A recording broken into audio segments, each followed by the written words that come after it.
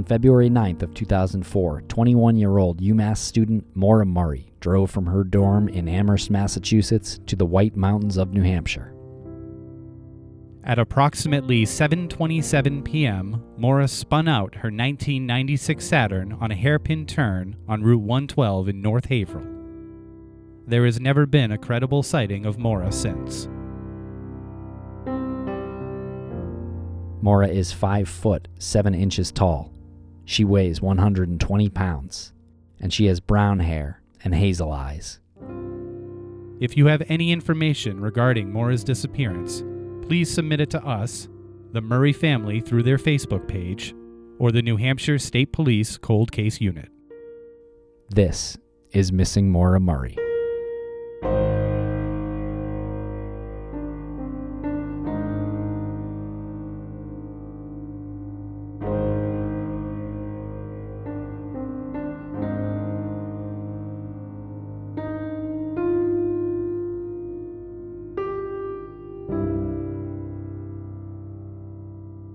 Welcome back to the Missing Maura Murray podcast. I'm Tim here today with Lance in the Crawl Space Studios in Wormtown. Lance, how are you today? I'm doing great. How are you today? I'm doing well. And Lance, this episode is our panel from CrimeCon 2019. It was a great panel to have. It was incredible to have Julie Murray up there. It was really a privilege to be on that panel with Julie Murray. It was such an opportunity that we knew had to be taken advantage of. People who attended CrimeCon had been asking to hear from her, and she was very comfortable up there, and she was very articulate in what she said. And for the panel, Lance, we had me and you up there. We had Maggie Freeling from Oxygen's The Disappearance of Maura Murray TV show, as well as Art Roderick from that same TV show, and he's former U.S. Marshal, of course. Julie Murray, Maura's sister, was up there. Erin Larkin and Scott Wall and Ethan from the 107 Degrees podcast joined us as well. Okay, so we really hope you enjoy this episode and that panel. And I don't know if most users or listeners of this show, Lance, have noticed recently, but we have been covering some other cases recently and kind of branching out a little bit on this channel. Give us a heads up. Let us know how that is for you. We're experimenting a little bit and thinking of branching out a little bit more. Send us an email at missingmauramurray@gmail.com if that annoys you, or if you think that's a great idea. And it is something we're kind of trying to open up to more cases. Yeah, I think at some point over the last few months we had looked at everything, and yes, we covered Maura's case, and we've done it for over 100 episodes, and we're so entrenched with the law enforcement looking into the case, private investigators looking into the case, people from that neighborhood. We are really entrenched with that. We will give updates on Maura whenever we have updates on Maura or more information on, say, Maura when she was growing up in her hometown. You know, we will talk about Maura.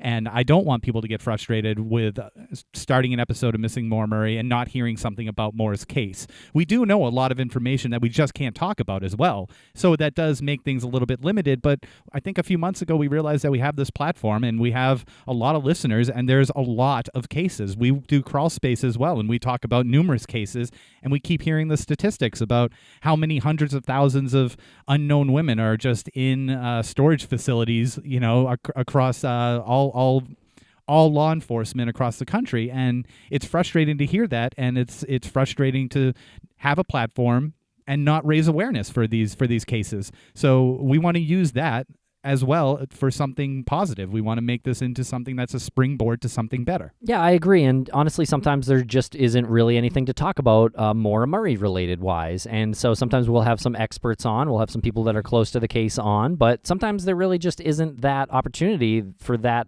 scheduled episode, and we kind of have to deviate a little bit. And so we don't want you to get upset at us because as Lance said, you know, we want to use our platform for other cases as well to help raise awareness for those. And you know what, if there's another case of a missing young woman or a missing young man or an unidentified doe that is somewhere and no one has claimed an identity and no family member has come forward, if you are into Maura's case and Maura's case alone, hearing other people's stories about similar circumstances, similar disappearances, can open your mind up to something that you just didn't see in Maura's case. Totally agree, Lance. And we also are doing an Ask Us Anything for our next episode of Maura Murray. So you can ask us anything Maura Murray related or anything crime related or even crawl space related. Feel free to email that to us at missingmauramurray@gmail.com or even at crawlspacepodcast@gmail.com, because that is one of our other podcasts, Crawl Space. If you don't listen to that or haven't subscribed to that yet, you've got to do that. So send us an email, put the subject line, ask us anything. We'll save it, we'll read them, we'll answer them as honestly and openly as we possibly can on the air in 2 weeks. And I'm looking forward to a lot of personal ones. Send me a lot of personal questions. And also, if anyone out there wants to volunteer to help us on our Facebook pages, that would be much appreciated. So send us a message at missingmauramurray@gmail.com. Okay, and before we play the audio, just want to let you know about Stitcher Premium and our Creators Commentary series. We now have 50 episodes that are up there, Lance, which is basically us doing kind of like a director's commentary over the first 50 episodes of this podcast. So you can find those on Stitcher Premium at stitcherpremium.com. Use code MMM for a free month. It is $4.99 after that.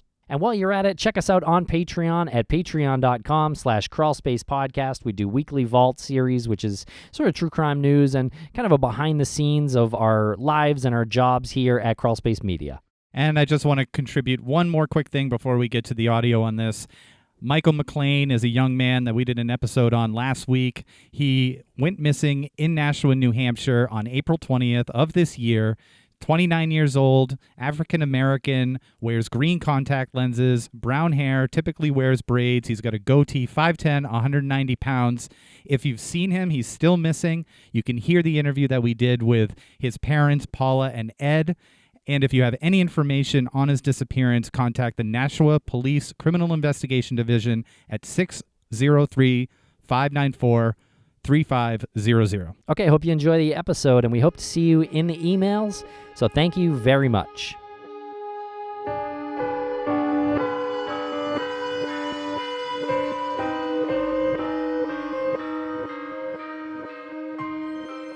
I think we're going to start off with the basic question.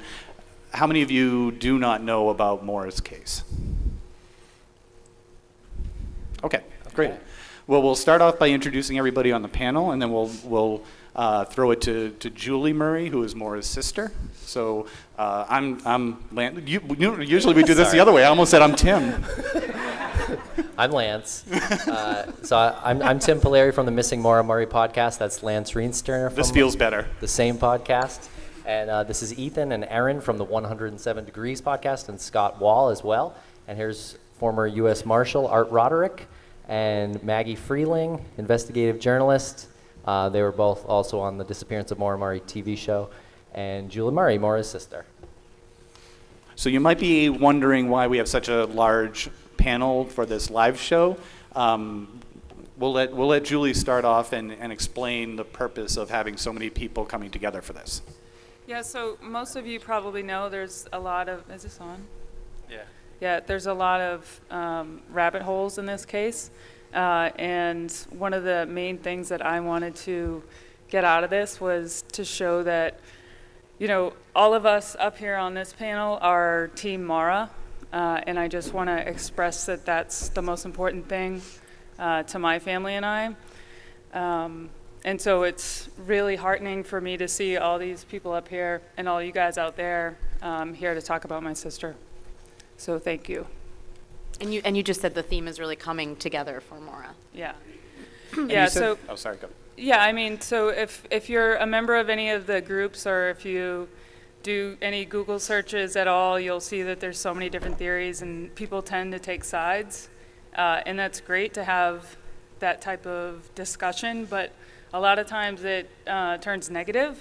So anything that I can do to try to prevent that is what I want to do. And, you know, these guys are here to help me do that. So people always get along when you put them face to face versus when they're keyboard warriors on Facebook too. So for the people who are not aware of Maura's case, Julie, can you give us the broad strokes of her disappearance? Yeah, so in February 2004, Maura basically packed up her dorm room from UMass and drove up to New Hampshire. we don't know why she went up there. Nobody in my family knows why. And it was about 7:30 at night. She was in Woodsville, and she spun her car and landed on the side of the road. And in about a 15-minute window, she just disappeared. There was multiple people that saw her. There's one woman who was looking out her window, Mrs. Westman, and she called 911. There's also a bus driver that actually stopped and talked to her. And, you know, he said that he asked her if she needed help, and she declined it and said that she had already called AAA. But if anyone of you have been up there to the area, you'll know that there's no cell phone service. So that was not true. So he went back and he also called 911. And by the time the cops came, she was gone. And so we've never heard from her. There's been no credible sightings. There's been no bank account activity. And it's unbelievable. I mean, how does one person just disappear like that? So nobody in my family knows where she is. And it's just really sad. And, you know, I wish I could tell you, like, I knew she was going to New Hampshire for this reason or that reason, but I just don't know. So that's kind of the crux of the case. Now, there's a huge community out there, obviously, and of people who want to support the case and they want to help you in any way they can. What do you usually tell people when they reach out? And when did that start? When did you start noticing that?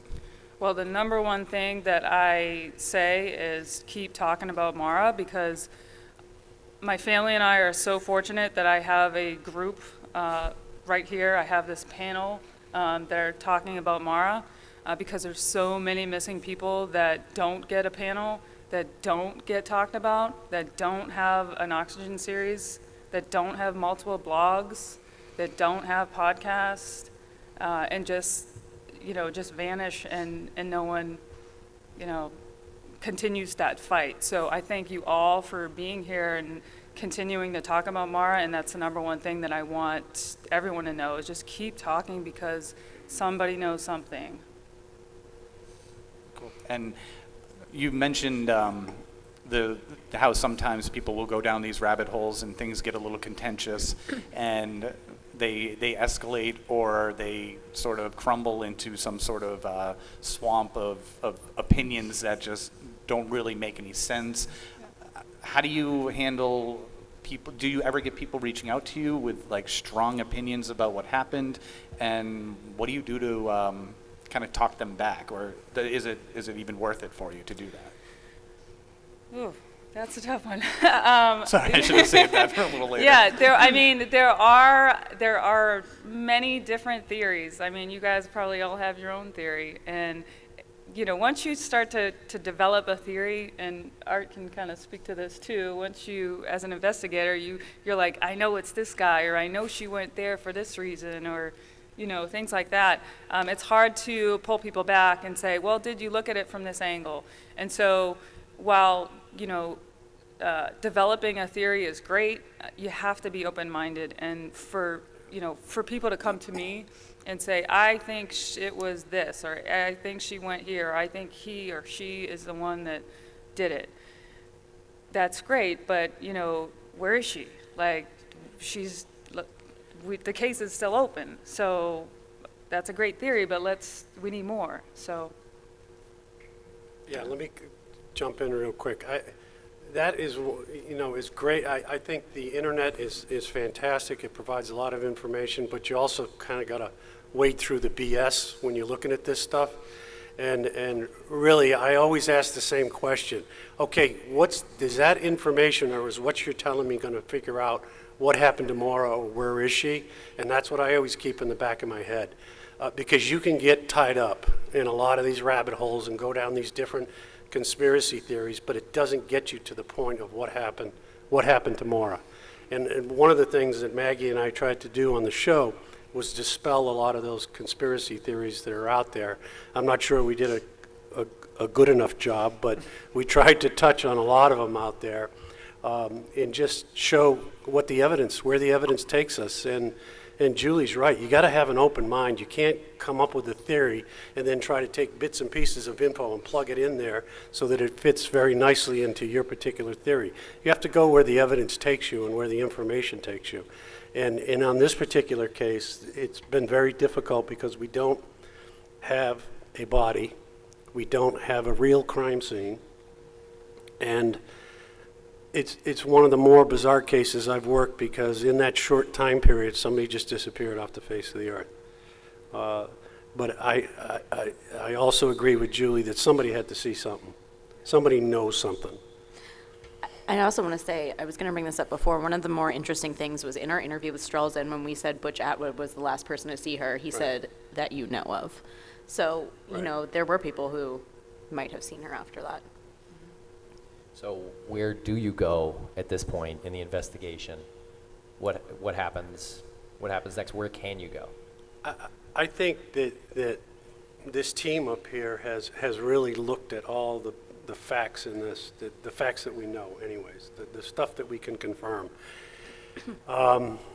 Is there something new out there? I mean, you got to have an open mind. You got to look for new stuff out there. But I think at this particular point, all the stuff leading up to her actually disappearing has been beat over and over and over, and we've actually have a fairly good timeline in our heads now for what happened that particular night. I'm under the assumption, and I don't have any direct knowledge of this, but I think this is one of these cases where maybe law enforcement knows exactly what happened, but they don't have enough evidence to take it to the AG's office to file a case. That's just sort of the opinion I get in talking to the law enforcement people that have been involved in this case from the very beginning. And it's frustrating, I know, Julie. It's 15 years. But every time I talk to the law enforcement side, they say this is a solvable case. And, you know, I sit there and go, we'll solve it, you know, let's get moving on this thing. Yeah, one of the things I think it's interesting is about keeping an open mind is as we recently got the black box data, and well, Art and Maggie had already had that report and looked at it a while, but to be fair, you guys also had, I mean, hundreds of hours of video and everything you looked at. So as everybody up here does, they take one part and they go back and they look at those parts to see if there's anything else that we can pull out of it. And recently, one of the things that we've been doing is looking at, there's a 26-page report that was done by the family. Basically had a Terry O'Connell, and he had a specialist come in that was a forensic specialist to look at the car. And within that report, I think that keeping an open mind is important, because one of the things that's in that report and that's developed over the last 3 years is that everybody thought that Maura's car could not have hit a tree. And so this brought up a lot of possibility that maybe she rear-ended somebody, she hit a pickup truck. But what we're finding as we're going through this report is that you do really have to stay open-minded, because what it's looking like now is that she probably did impact a tree when she had her accident. Now, I think I still have to stay open-minded. I wasn't there. None of us were there. None of us saw the accident. But now the evidence is leading us back towards a direction that everybody generally in this case didn't think was a possibility. You know, I think over the last 3 years between Guy Parady's report and other accident investigators that had looked at it, they said there's no way that that damage could be done by a tree. Yeah, and now, fair, they didn't see the car. Yeah, They only had the rehab. Right. Well, and that's another thing is, I was able to photograph the car in 2010, and a lot of the investigators that were looking at the car had never seen the car, and the only photos that were available were poor resolution photos, only focusing on the damage on the left front of the hood. And so I think when you start to put the full picture together, you start to realize there are many other possibilities, but you just have to keep an open mind and not get shoehorned into it. And literally what Art just said is exactly what Chuck West said to us. And that is, you can't make up a theory and then try to fit all the evidence. You have to take the evidence and then let the evidence drive you towards the theories. Right, and what you're doing right there by ruling out that she was rear-ended or she rear-ended somebody else, or that there was another accident that happened prior to her car going off the road right there, is you're now eliminating a lot of energy that goes into people trying trying to make something like, oh, maybe she rear-ended somebody, that person followed her, and that's what. So if that's not part of the accident reconstruction and it's ruled out, and you can say, no, she didn't rear-end anybody. This was just the single car accident. Now you don't have to look at that other part. Right. So. And we're almost certain that she did not have an impact with another car. And part of that is because the black box data shows 2 events within a fraction of a second. So what it shows is that there's one event like her hitting the side of a ditch, and the second event is the airbag going off. If somebody had run into her car, it would have been one impact. It would have been just a pickup truck or whatever. Or her, if she ran into somebody, again, it would have been one impact. It would not have been triggered as 2 events in the black box data. So again, it's just important to stay open-minded and really, really look at the details. And you also brought up the accident reconstructionist, Guy Parody, and this is sort of a phenomenon that happens in this case, and I'm sure in a lot of cases where you have all of these figures that are sort of in the orbit of the case, and for years we had been talking about, well, we got to get Guy Parody on. He's the guy who looked at the car and did the accident reconstruction. He's the guy. Not to talk bad about him, but this is what we thought. He's the guy who is the expert. And then when we finally talked to him, we said, well, when you looked at the car, and he's like, oh, I never saw the car. Right. Like, well, how are you possibly an accident reconstruction specialist? Right. And you are the authority on her car, and you, like, at the time. But who made him the authority? He wasn't the Exactly. authority. Well, at the time, he could have literally just driven to the state police troop, and her car was sitting out in the open. Well, it was. They wouldn't let him see it. Yeah. So he did try to. Oh, he did try? Yeah. See, I didn't know that. Yeah. But I think that's important, though, is not to talk necessarily bad about his skills, but if you're only given one part of information to make a determination on what he thinks happened to the car, and he's looking at poor resolution photos, doesn't have access to the car, and only limited information, you can understand why he drew a conclusion that he did. Yeah. But then when you start we to, all did. I don't yeah, well, I think you guys did. It was the only thing that I've ever agreed on. I think I knew it, but no. But I mean, I think that in the end of the day, I think that when you start to piece all the other pieces of the puzzle together, and you start to look at photos, and you start to look at the accident report, that you start to draw a different conclusion. Let me just clear up one thing you had mentioned. We didn't look at 300 hours of video that included Maura in it. When we did the show, we shot 300 hours of interviews that we did with, I don't know, 100 people maybe? It was a lot. and another 700 hours of what they call B-roll, which is like scenery stuff to fill in the gaps. And it was whittled down to a 6-hour show. We interviewed Julie for 4 hours, and 90 seconds actually showed up on the actual show itself. So when you come down to the editing part, you not only want to get information and get the story out about Maura's life, but you also have to sell it to a network. So there's got to be some entertainment value to it. And so it's hard to mix those two sometimes, but I think it came out pretty well. But it's also very frustrating for us, having conducted interviews, and at least some of them went on for hours, and then you see 30 seconds. Some of them didn't even minute. make it in, like Chuck's interview Right. didn't even make it in. Right.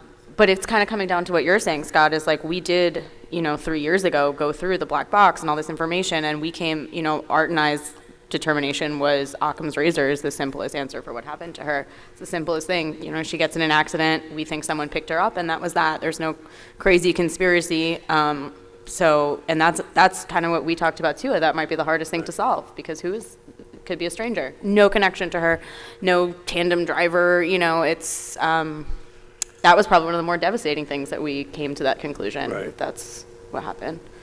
Well, and not to tread too far off, but I mean, that's also the Brianna Maitland.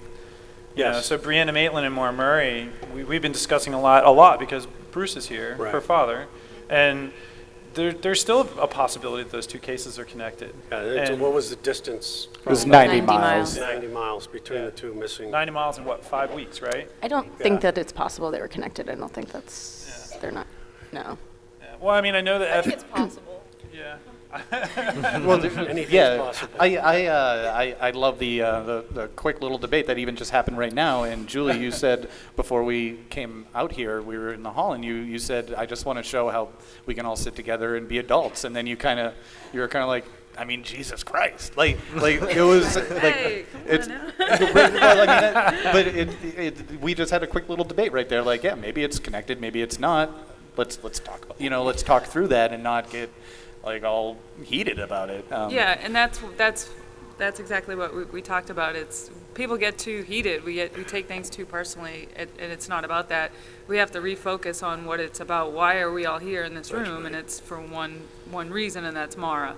So we need to, whenever our azimuth is not shooting in that direction of where is Maura, we need to redirect it. And I think within the last, I would say, year, 2 years, we've done a really good job on redirecting our azimuth and focusing the attention where it needs to be on Maura. Well, and there was a time where Helena, if they disagreed with a certain perspective on the official pages, they would just ban you. And I think that is a learning process, because what you realized was that that's actually not helpful. No. To a certain degree it is, and to a certain degree it isn't. So if you stifle everybody that has one point of view, then you never have anybody challenging. So you can't just have 30,000 people on 2 Facebook pages that all agree on the same exact theory. You gotta let people debate in a respectful way. Otherwise, we're not gonna progress. We're not gonna continue to try to get answers. And I don't know if this was made clear in your introduction, but he runs the family Facebook page. So if you're on that page, that's Scott right there. So he knows all the theories. He knows everything happening all the time. And you reference Helena. Can you tell us a little bit about Helena? Yeah, well, I'm just like you guys. I don't know the I didn't know Julie. I didn't know any of these people. And 10 years ago, I saw the Investigation Discovery show, and I thought, wow, this is amazing. Like, everything she just said, I could not fathom all of it. And so I did the first thing that everybody does. They get online and they start digging around to see if there's any answers. And my first thought was, well, maybe they've already found this girl, and this show's air date was, a year ago. And then you immediately go down the rabbit hole of even more uncertainty when you start getting online.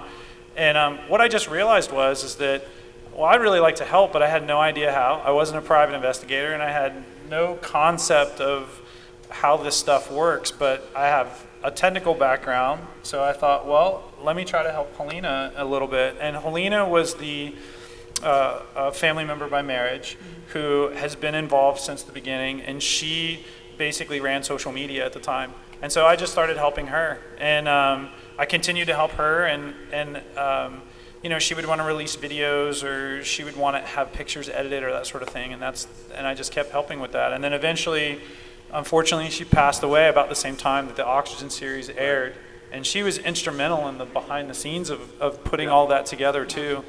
And she deserves a lot of credit. Absolutely. In fact, she's not here anymore, but she deserves a lot of credit. This case wouldn't be where it is today if it hadn't been for her effort, as well as a lot of others. But after that, there was a little bit of uncertainty on where things were going to go, and I think that this is, after a couple years, this is where we've come full circle, and we're back to here, where everybody's sitting up on stage with opposing points of view at times, but we're all talking about it and trying to come up with the answers on what happened. So, yeah, I think it's important to note like these opposing point of views. And where do you, as the Facebook moderator, I guess, do you have a threshold? Because I know that there are people out there who will be very aggressive with their point of view, and they have been aggressive with us, and they'll they'll email us and say the most horrible things just because we're not presenting their argument. Do you have a threshold, and do you ever look at certain comments and you're just like, dude, you are out of line? we ban everybody. No. You just banned like 6 people right now. Yeah, you're out. No, I mean, I think that we used to be more strict. And I think, like I said, we realized that hurt us a little bit because there's a lot of other Facebook pages out there, and the reason that they exist is because they were banned from the official page. And they said, well, I want a Facebook page, so they made a Facebook page about Maura. So I think that there's a certain level of responsibility that we have. If you follow the case, you know that Cecil Smith recently died, and we decided on the official page it was not appropriate to let people talk about that. So we didn't. But we also can't control the smaller groups, and we also are in communication with the smaller groups, but we know that they talked about it, and we just tried to emphasize that if they were going to talk about it, to do it in a respectful way. So there are limits of what we'll allow, but I also think that we are much more tolerant now probably than we have been in the past of conflicting views. Do you guys all follow the official Facebook page? You should.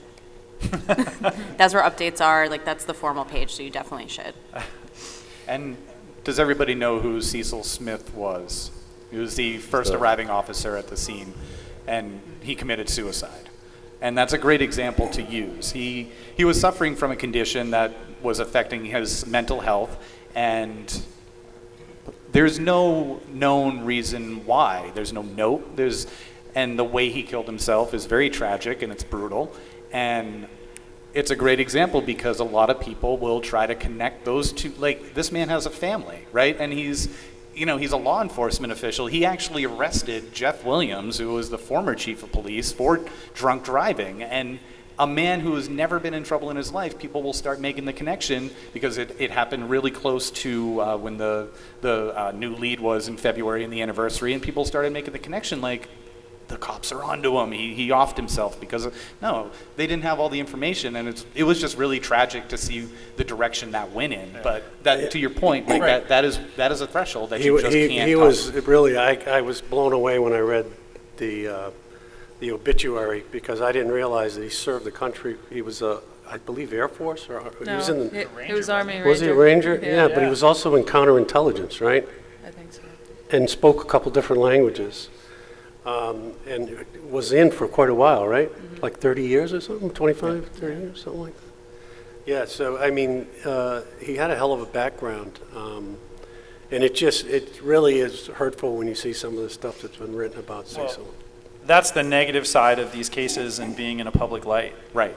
Is that as the case grows and more people follow the case, I mean, if you look at the numbers that followed the case online, on the Facebook status before the Oxygen series came out, it was about 5,000 to 6,000, I think collectively amongst about 3 groups. Now there's 10 groups, and I think if you add the number up, it's somewhere in the ballpark of 50 to 60,000 since the Oxygen channel aired its 6-part series. But the problem is that you have all these people now that, and this is not the problem, but you have this many more people that are contributing, but it also drags with it people that will take and make just outlandish claims with no basis whatsoever and accuse innocent people of that have nothing to do with Maura going missing. And now these people unfortunately have to go out and defend themselves. And so that's just part of what's happened. Yeah, it's a bit hard to control because we run the YouTube page for Missing Maura Murray as well, and there are a lot of comments on that, and we do end up removing some and blocking some people, but we don't like to do it. We don't want to do it, but sometimes, like in the case of Cecil Smith, I think that's necessary. Right. Yeah. Absolutely. So recently there was, we just mentioned that search that happened in February. Can you guys, Julie, can you walk us through what happened up in New Hampshire? Yeah, so if you're not familiar, there was a dig up very close to the accident scene in April. Is it April? April. So the reason why there was a dig was because early on in the case, I want to say within 6 months of the accidents, a local came to my dad and gave him some information and basically said, hey, there's some local people saying that Maura is buried in a basement. And so that's kind of disturbing. And so my dad, told law enforcement, and he gave that information to them. And I believe they checked it out, but they didn't actually go into the house. So we were told that they brought either scent or cadaver dogs to that property and searched the outside. So my dad would continue to go and try to knock on that homeowner's door and say, hey, can I, bring a dog through and just kind of clear this off and make sure that my daughter's not in your basement. But he was never able to make that happen. And then that particular house changed ownership. And then my dad walked up all by himself one day, knocked on the door and said, hey, I'm Fred Murray. And my daughter went missing right over here, and there's a rumor that she's buried in your basement. Do you mind if I bring a dog to just go through? It'll take 5 minutes. And they were so gracious, and they're like, absolutely. And I just want to highlight that, like how awesome that was for that particular family to be like, yeah, sure, come on in. I don't know you, and you're a stranger, and come on and bring a dog.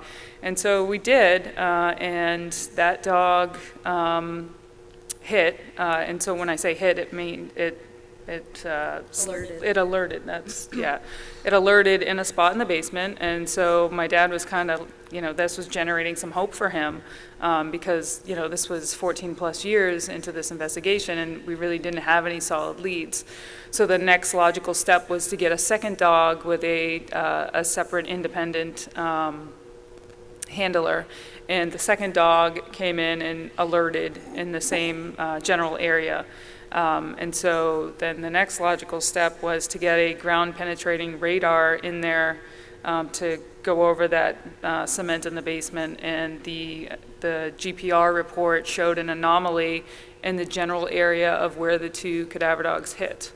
So that was really promising to my family. And so my dad packaged that up together with the help of many, very helpful people that offered up their services pro bono, which happens a lot in this case, which is amazing to know that there's people out there that will do that, and sent it off to law enforcement. And then eventually, it took law enforcement a little longer than we had hoped, but they did go in. They did not allow us on the property when they did the dig. They had 2 representatives, probably more from the FBI, come in, and they dug where the GPR anomaly was. So it was a kind of a smaller area, and they dug straight down, and the dig didn't last very long, which was kind of a little bit concerning for me, because if you're going to do a thorough dig, I would think it would take a little bit longer. How long did it take?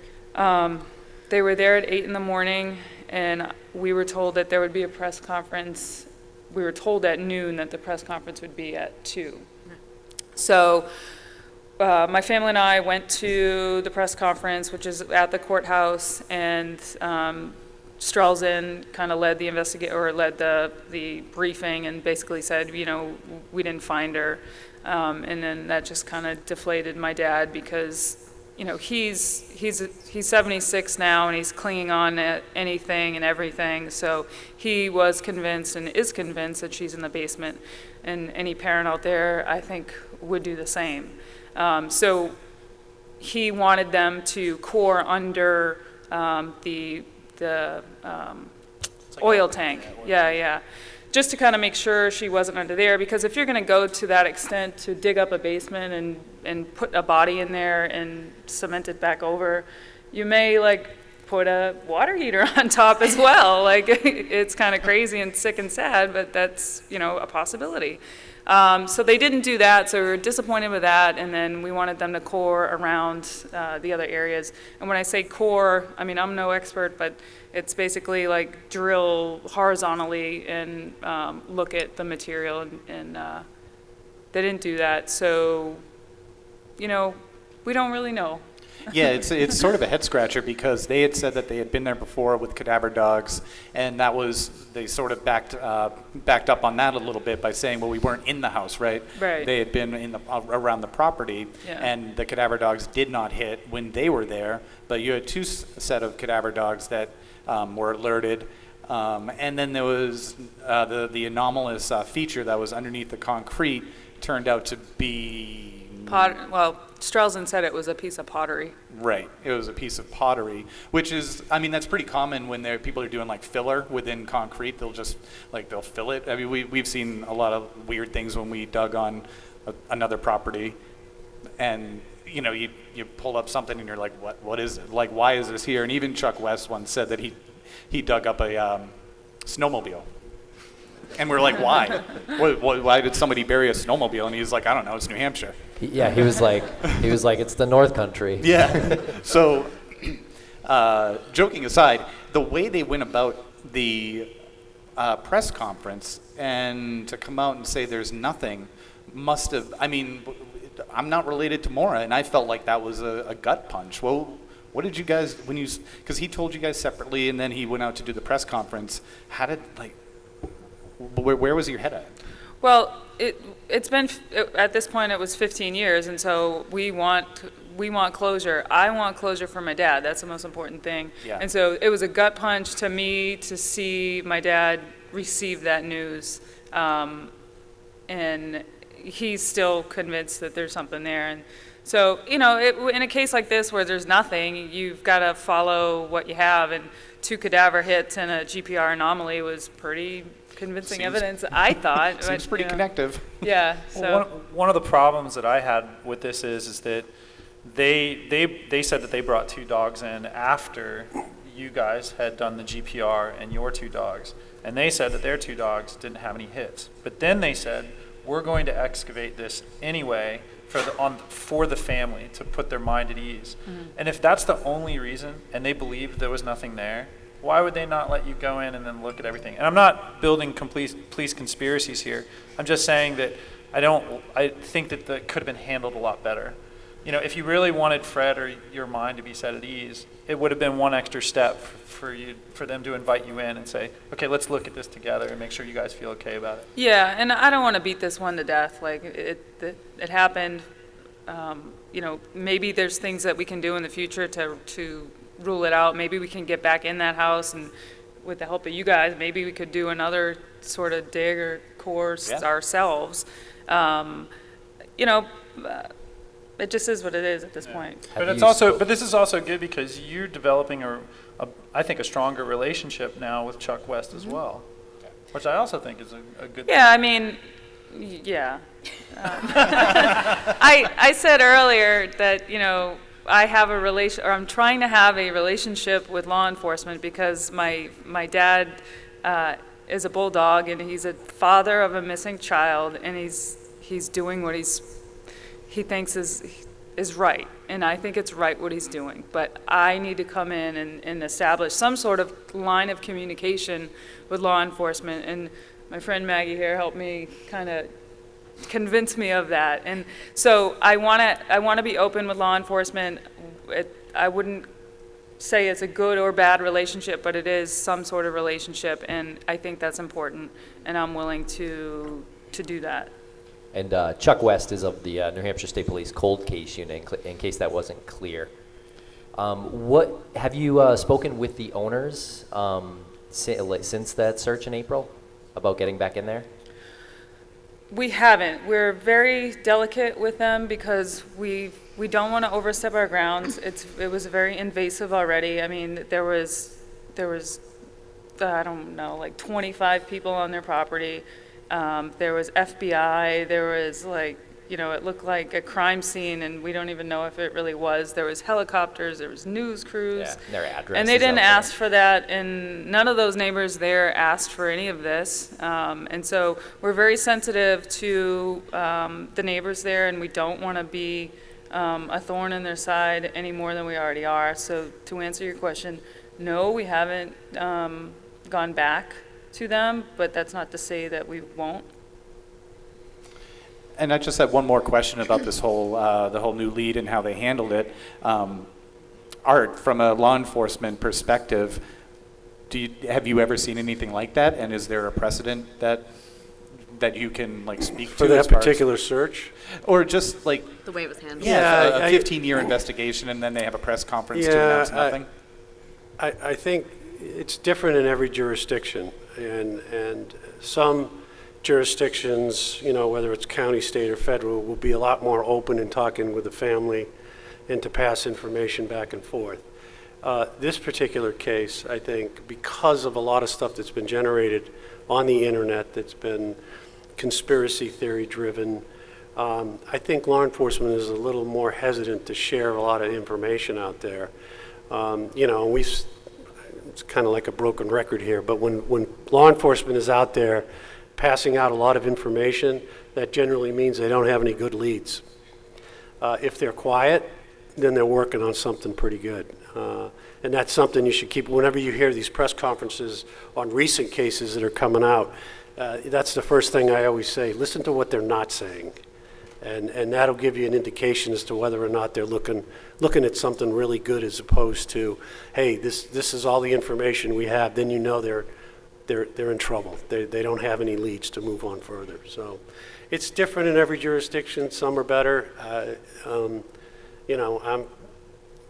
We're working a 100-piece puzzle, and we only have probably 60 pieces. They have all the pieces, and I understand from an investigative and prosecutive perspective that they don't want to share everything, because some stuff they have to keep for the trial and have to keep to check on when they're doing specific interviews. But yeah, it's different, and it's different everywhere. I mean, you can put 10 families together, and you get 10 different versions of how they interact with law enforcement. I don't know, do we want to open it up for questions, or is there? Okay, yeah. So we got a mic there in the middle, and if anybody's in the front, we could probably turn that mic around to. And there is one thing I do want to add sorry. about how Julie mentioned, maybe we'd go back and do GPR. After CrimeCon last year, I was so inspired by all of you guys and talked to Julie and these guys up here, and we did start a GoFundMe to do, GPR, cadaver dogs, any kind of searches or anything that the family would need. Since last year, we've raised about $10,000. Yeah, it's just under $10,000, and we use a little bit for the other searches, so it definitely has come in handy. And it's all, for the family, whatever they want. If, law enforcement isn't going to do something and they want to do it. So if you do want to help or do anything like that, there is a GoFundMe that we do have. Hi. I feel like on one of the shows that I've seen, was there a rag found in her tailpipe of her vehicle? Yes, that is another very strange piece to this case. There was a rag found in her tailpipe. The car that Maura was driving was my dad's old car. He had just purchased a new car.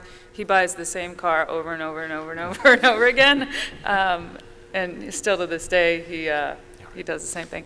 But anyway, the car was old, and she should not have been driving it. And he told her, don't drive this car, right? So Maura was very, very smart, but sometimes she didn't make the best common sense decisions. And so I don't know why she got in the car to drive it all the way up from UMass to New Hampshire.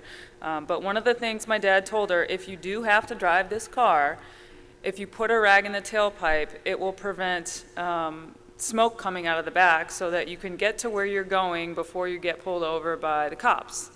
And so I think that may have been the reason why she put the rag in the tailpipe. It doesn't make any sense, and she should not have been driving that car, but that is the reason why there was a rag in the tailpipe. I think Art can speak to this a little bit more. We actually, for the show, we actually ended up buying a Saturn from the same time period. And we hooked up with a garage in Hanover area, I think. Yeah. And we tested it. And we actually had him knock out one of the cylinders, and I drove the thing around for a while. And it ran okay. It spit and sputtered, and you could tell there was something definitely wrong with the vehicle. But we put the rag in the tailpipe, and I think within 2 minutes it blew out of there the minute you put your foot on the exhaust. So our theory from that, walking away from that, is when she hit got into the car accident, I think she tried to start the car because it was drivable. She could have, if she could have started the car, she probably would have been able to drive away. And I think from what her father Fred told her is that maybe she stuck the rag in the tailpipe hoping she could get the car started again and leave the particular scene. And that's why the rag was in the tailpipe. Could she have driven all the way from UMass with that rag in the tailpipe? I don't think so, because it was like almost immediate. That thing blew out of there like a rocket. And we stuffed that thing right up. We got it to 3,000 RPMs, and it was just... Yeah, and it just blew out of there, and we stuffed that thing up as far as we could into the muffler exhaust itself, and it blew out of there within a minute.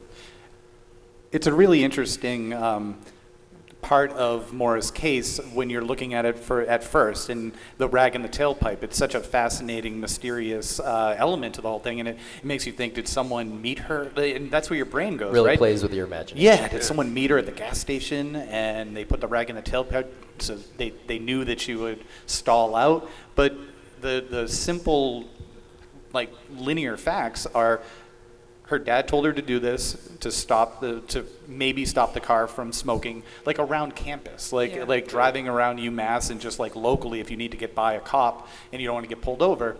So she gets to this part of her journey and she spins out and she's hung up and she's trying to get the car started. She's trying to get it out, and we have an account of activity by the trunk.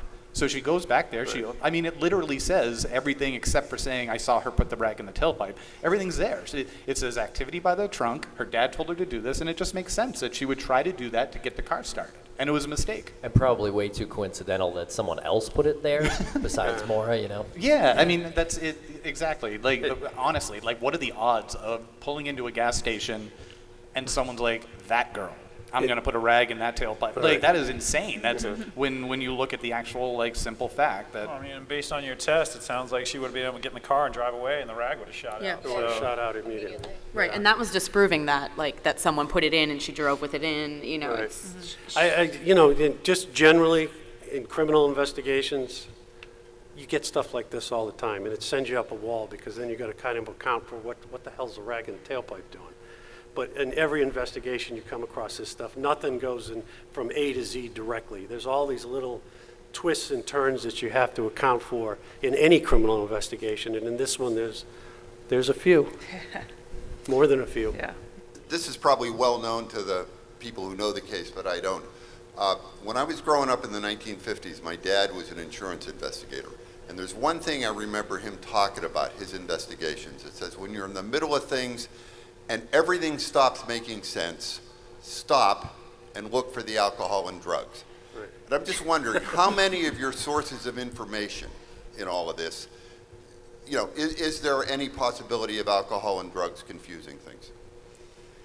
Well, I mean, I think that's totally, it's one more thing about this case. It's totally up in the air. There's no proof, actually, that the box of wine was open. Initially, there was some statements given, but then when you go back and you really dig through the details of the evidence, it's not proof. So I think that, at least in my mind, I can see you looking at me. No, But- I'm with but- you. but- I'm thinking. But I think that, she had she used to drink, was it Diet Cherry Coke?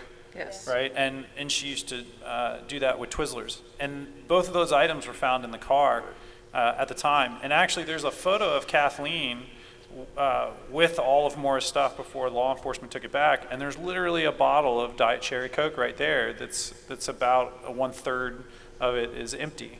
So is it possible that that's what she had on her lap when she had the car, because those were all items that were in the car at the time? Yeah, and also the very next morning they executed a search warrant on the vehicle specifically looking for alcohol, and of course we know the receipt Right. we have from Big Y or whatever it was Right. down in UMass where she purchased liquor at that store. No, but not just her, your other sources of information.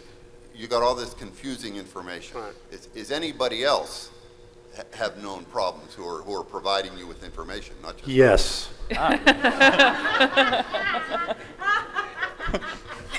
Well, you know what, Art? Definitely. We have our live show after this, so we're only going to be preempting us, so feel free to continue as long as you want. Did you have a question? Yeah, I did. Well, I'm familiar with the case. I'm not one of the people that has been down the rabbit hole of the arguments. I was just wondering if anyone else would be interested, if you could just briefly summarize maybe like the top 2 competing theories so we know like what's this clash all about? I don't know. Top 2. The top 2. I mean, I think that probably the Or most. as many as you'd like. I mean, I think that I think one of the most popular is that somebody abducted her. I think that that's probably generally the number one amongst most people. I can't speak for everybody else, but I mean, I think that in my mind, there's lots of possibilities where a drunk driver came around the corner and hit her as she was running up the road to get cell signal. Aaron went to UMass and was also on the track team with Maura, and I one of the first questions I asked her is, if you got in the accident, what would you have done? She's same age, track team, same situation. She said, well, I probably would have hiked up the road to see if I could get a cell signal to make a phone call. So if you've been up there, there's one light on the corner of the barn right there at night. That is the only light. And when you go around the corner, there's nothing. I mean, it's just pitch black up there. And that time of night, too, the moon wasn't up for another couple hours, so there was no ambient light from the moon. And so I think that's another possibility, is that And one of them an accident happened. is that she ran into the woods. And actually, speaking of being up there at night, I stood there in the pitch black at night at that time and attempted to run into the woods, and that's almost virtually impossible. You just run directly into a tree immediately and knock yourself out. Well, that's actually something that's very interesting with the new data that came, or not new, but with the data from the car that we're reviewing. One of the things that they talk about is Maura wasn't wearing her seatbelt, and the airbag did go off. And we know that this was on a Monday, and then Saturday she also had a car accident in her father's car. And so now you have 2 airbags going off in a very short period of time within 3 days. And airbags travel at about 150 to 200 miles per hour when they go off. So I had an experience where, as I was investigating things, I talked to an investigator and said, have you ever come up on an accident? She's a police officer. I said, have you ever come up on an accident before where somebody seemed okay but then wasn't? She said, absolutely. I talked to a woman one time. It was a car accident. She told me everything about the accident. I said, okay, stay right here. I'm going to go talk to the other person. She comes back and says, let me get your name and information. And she couldn't remember her name. She couldn't remember her address. So she was able to remember all the details of the accident but not her own name. So there is, I think, a theory that Maura was disoriented, or possibly was able to communicate with Butch Atwood in a way where she was able to say, this is what I think, or this is what happened. But even Butch describes her as kind of shaken up. Kind of shaken up Right. and disheveled, yeah. Right. So I think that could have also played a role, not into just, I mean, I've often thought, like, Sharon Roush originally thought that she went into the woods. There was also no that was one of her footprints, theories, too, yeah. Yeah, it's an easy, I mean, it's a natural theory to go to. I would say that's one of the 2 most popular theories Yeah, currently still, Yeah. is that she wandered into the woods. But don't forget about the tandem driver. Well, I would say that's the lower tandem down the driver list. theory. Definitely lower down the list. Lower on the list, but that's one, because your question was some, like those rabbit hole theories. You have the tandem driver theory, which is she was escaping her life and going to another country, and she staged the car accident, or the car accident happened, and she was like, okay, well, this is when, I might as well disappear now. And the person who was driving in tandem with her turned around, picked her up, and they went off into Canada, and she got a job and has like a life right now, or whatever. But the tandem driver theory is another one of those theories. But it's like, how much are you going to force that one to work? It's tough to swallow. Yeah. I want to know what Aaron thinks about this plausible theories.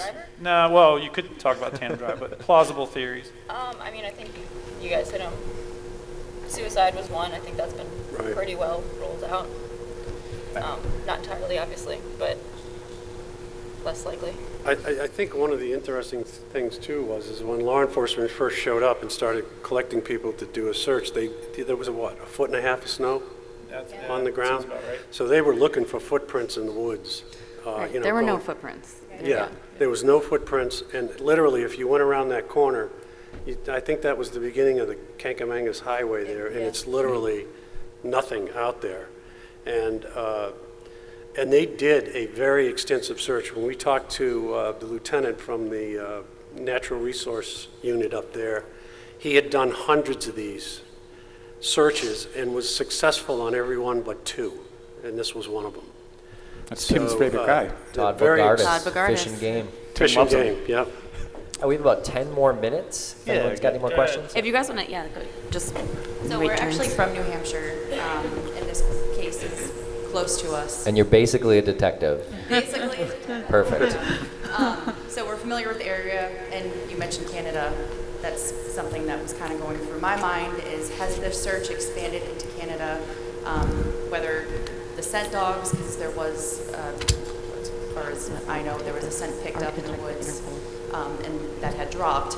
But I'm just curious because we know how close that part of New Hampshire is to Vermont, all tied into Canada. So Yeah. that was just. Art, do you want to talk about the yellow notice? Real quickly.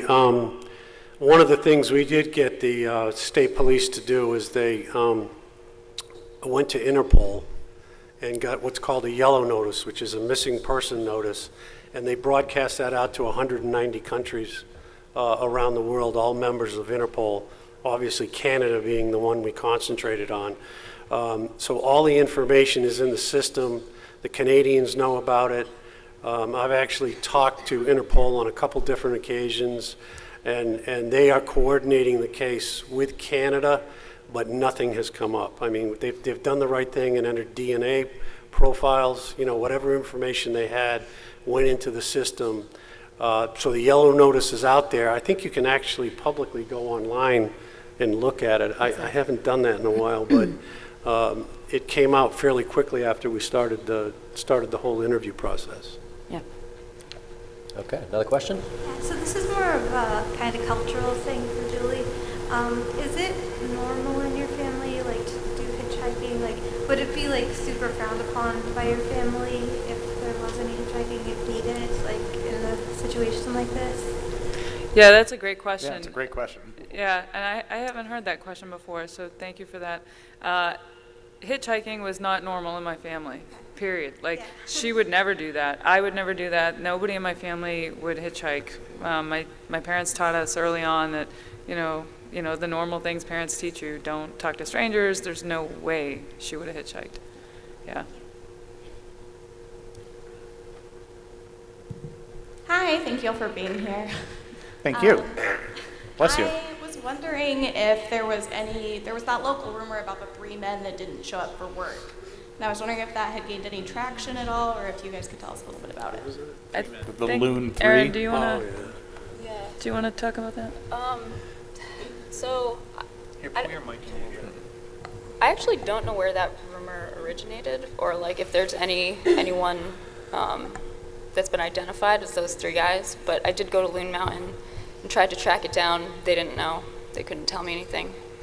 It sort of feels like one of those telephone game rumors where Yeah. someone might have said to somebody else, "Oh, that's the day I called out of work," and then that person might have said, "Oh, yeah, him and his buddy called out of work. Isn't that weird?" And then it turns into 3 people, and then you give it it's the Loon 3. Like, doesn't that sound creepy? Like, but yeah, no one knows, right? And I think that there's some speculation on who those people could But it's have always been. different. Right, could have been, Yeah. and now it's like almost a fact that it's right, this guy. Yeah, right. It's not. And none of them There's work never at been Loon. confirmation. Yeah, and I'll tell you, there's some known characters up there to law enforcement that they have looked at just about every well-known person that would have committed a crime like this. And please, I'm not slamming New Hampshire by any stretch. Yeah. Right, yeah, probably. Then they buried their snowmobile. Yeah, they were busy burying it, yeah. The interesting thing is, there is speculation as to who those 3 were, and I think just about all of those people that were looped into that type of crime have been talked to up there. There's a series of brothers. Several different groups of brothers. Several different groups of It's brothers. crazy how many brothers there are up Yes. there. We never knew. Right.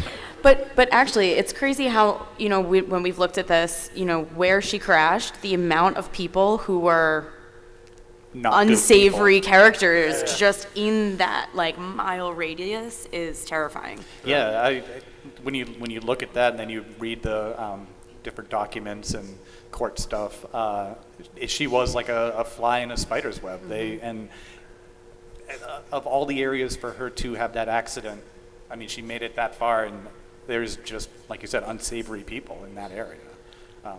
Did you have a question? Yeah, there was someone.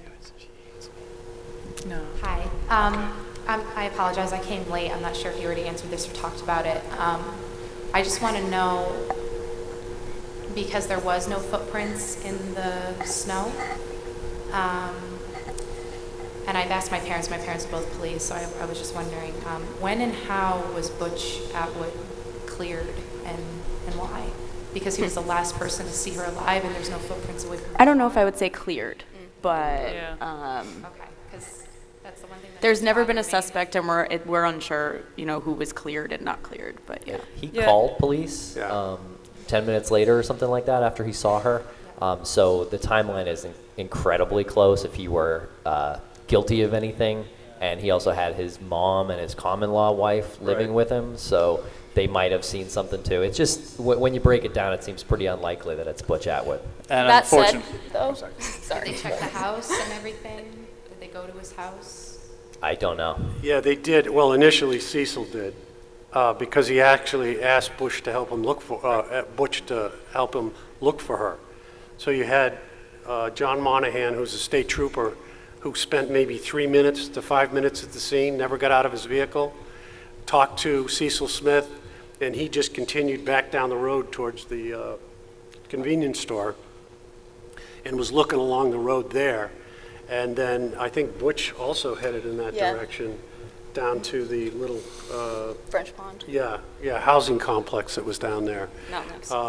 Yeah, I agree. I don't think Butch has been 100% cleared, but he passed away. Yeah.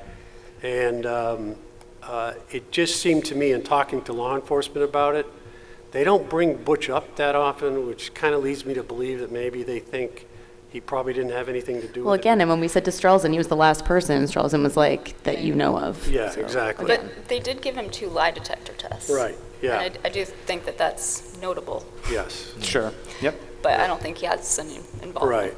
Yeah, because it always just bothered me that it's not, uncommon for the perpetrator to be the one that calls the police. Yeah, exactly. Lead them in the wrong direction. Yep. But I don't know, it always bothered me that there were no tracks and he was the last person. And he did give a couple of interviews. Oh, he was really Yeah, bold. he did. One of my favorite articles is from the Area Man Laments. Love that article. It's from the great. Caledonian Record, and it's Area Man Laments events of February 9th. And he genuinely in the article seems very frustrated with the fact that he doesn't remember details and that he didn't insist on her coming to get in the you need to get out of the road. He wrote it off the way even the way law enforcement wrote it off in the beginning, where it was a simple 1-car accident and she was probably drinking. That's I can't speak for Butch because he's not here, but that article, if you get a chance to read that, you might walk away saying it's just sort of a dude who just is kind of upset at himself for not, in hindsight, not doing what he would have really wanted to do. Well, I mean, that's happened with a lot of people in this case. Yeah. I mean, Linda that rented the property, she was one that was contacted 6 months later. And she was upset because she's like, if somebody had contacted me right away, I maybe would have remembered more. Who was this? That you're Linda Salom? Yeah, Salomoni. I can't say her last name. From right, so that's why I didn't mention it. Aaron, who she borrowed the scrubs from, Right. would have possibly have seen her when she returned the scrubs, and she said, if only I'd answered the door, I would have seen her. Right. before Not she this left. Aaron. Yeah, different Aaron. Just confuse matters more. Thank you. All right, well, I think that's about our time, guys. Thank you very much for joining us here today. Really appreciate it. Hey, one more thing really quick. One more thing really quick. There's a lot of people that have traveled pretty far away. Barbara is here in the front row. She actually has done a lot of searching with the family. So I just wanted to point that out and say thank you. Thank you for being here. Yeah.